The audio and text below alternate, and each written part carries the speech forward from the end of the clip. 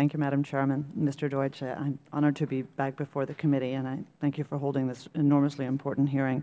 I think we've gone over a lot of the history behind how we got to this moment in Syria. What we see right now on the ground is the Iranian forces that Tony talked about, not just IRGC, but also Iranian ground troops. We see Hezbollah fighting on the ground. We see al-Qaeda forces fighting on the ground. We see Russia. We see Qatar. We see Saudi Arabia. We see Iran. We see all of these countries in the mix.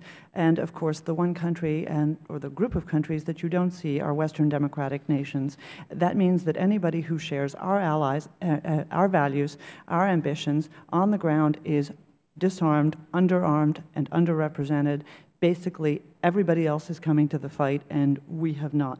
That's my view, and I do believe that we have a firm interest, not simply because Syria is a linchpin for Iran, as you said, Madam Chairman, not simply because this is Iran's most important ally, but because we have a humanitarian, a moral, and a strategic interest in Syria. I think what we need to do is pretty straightforward. It's been said time and again, and I think there are reasonably good arguments to make for how we can step forward. We shouldn't forget that upwards of 80,000, perhaps even as many as 120,000 people have been killed. If you've seen the pictures of the children that were killed over this last weekend, buried in mass graves along the Syrian coasts, I can assure you that the notion that we somehow have no interest would be abhorrent to us.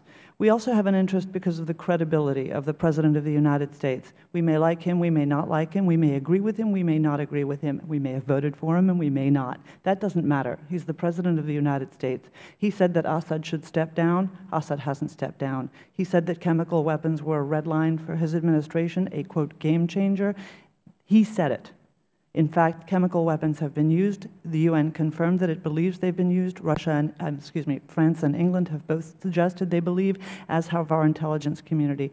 In fact, if this was a red line, what does this say about the credibility of the President of the United States?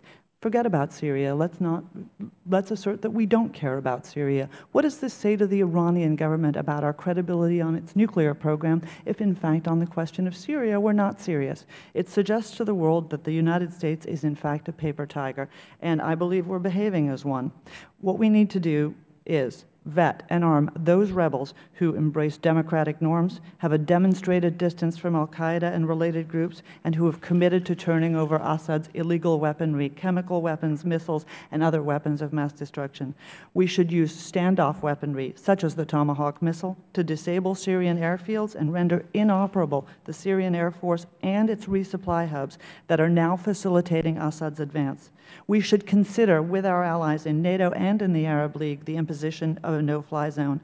I don't believe that this is the demanding exercise that some have suggested. In fact, Syria's Russian-supplied air defenses are probably at less than 50%. Some have suggested even at 10% capacity. They have not been used. The notion that we could not take those out, we, the United States, could not take those out, is almost unthinkable. And we should immediately impose new sanctions on Hezbollah, including broad travel sanctions, freezing accounts of Hezbollah-owned companies, related banks, isolating families and supporters of Hezbollah. We should ban the entry into the United States of all Hezbollah officials, their immediate families, officers, and relatives of banks and companies with substantial Hezbollah holdings. Without his Air Force, Assad will be far more vulnerable. Without Hezbollah on the ground, or at least if Hezbollah is hobbled, Assad's forces will be far more vulnerable. The reason we need to tip the balance should be pretty obvious. What should we do once Assad falls? Also a vital question, and we need to answer that question now and not dither tactically while groups alien to us take over. What do we support? What do we support? Democratic rule, equal rights, secularism, the protection of minorities, women's rights, and free markets. Okay?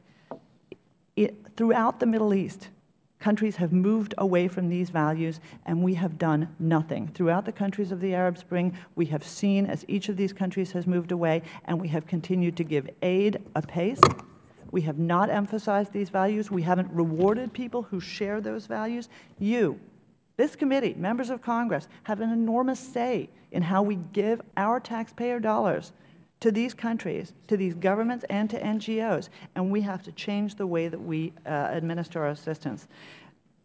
Just a last word. For those who ask why America should care, okay, remember, when we allow extremism and tyranny to flourish without counterbalancing it, we pay a heavy, heavy price. We may not pay that price immediately, but we will ultimately. We have an important strategic choice, we have an important moral choice, and we should do the right thing. If the President doesn't want to put a strategy in place, I suggest that you should. Thank you very much.